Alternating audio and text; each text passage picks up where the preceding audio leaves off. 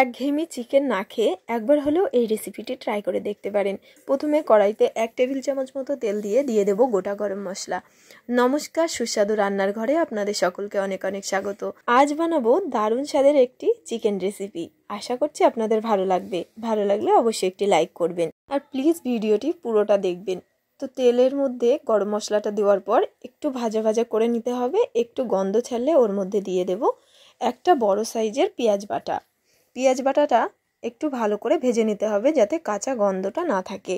পেঁয়াজ থেকে কাঁচা গন্ধটা চলে গেলে এবারে আমি চিকেনগুলো দিয়ে দেব।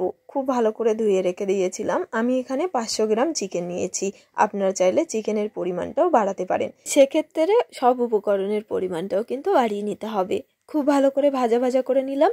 এবারে এর মধ্যে দিয়ে দেব আদা রসুনের পেস্ট। আমি এখানে 6-7 ক রসুন আর অল্প একটু আদা পেস্ট করে নিয়েছি, সেটা দিয়ে দিলাম। খুব ভালো করে কষিয়ে নিতে হবে। এর মধ্যে যেটা দেওয়া যাবে না সেটা হলো হলুদ।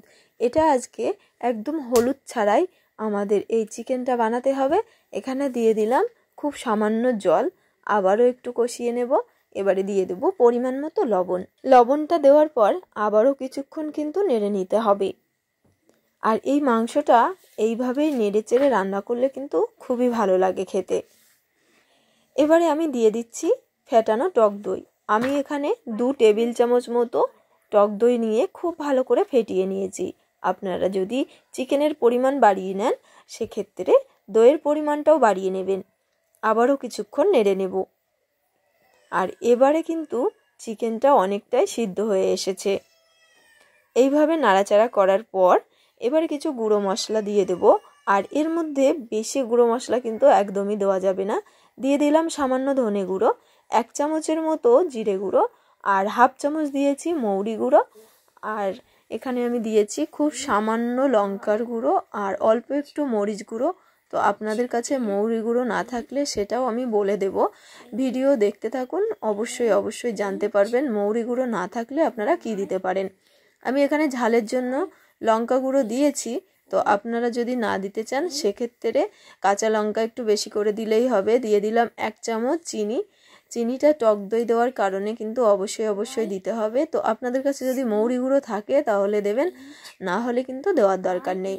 এখানে যে বাটিটায় আমি টক দইটা রেখেছিলাম সেই বাটিতে করে আমি একটু জল দিয়ে দিলাম। আর এখানে আমি পরিমাণ মতো জল দিয়েছি। দেখুন এখানে একটা স্টিলের কাপ নিয়েছি, সেই কাপের 1 কাপ জল দিয়ে দিয়েছি। এবারে ফুটছে আর এখানে আমি ঢাকনা দিয়ে দিলাম।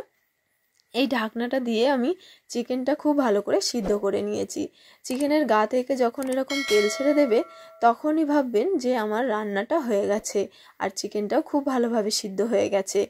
এইভাবে ফুটতে থাকুক। আর এদিকে আমি একটা কড়াইতে 1 চামচের মতো ঘি দিয়ে দিলাম এখানে গোটা জিরে, আর দিয়ে দেবো 2টো শুকনো লঙ্কা।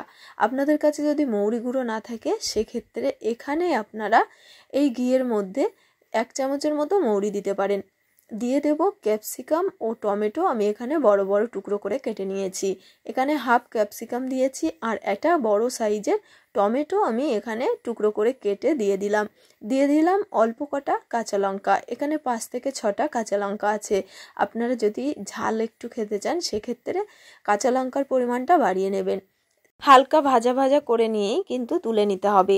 বেশি ভাজা ভাজা করতে গেলে টমেটোর গা থেকে একদমই জল ছেড়ে দেবে আর সেটা কিন্তু ভালো লাগবে না। আর এইগুলো কিন্তু ভীষণ সিদ্ধ করা যাবে না ভাজার সময়। হালকা একটু ভাজা ভাজা করে নিয়েই দিয়ে দিলাম।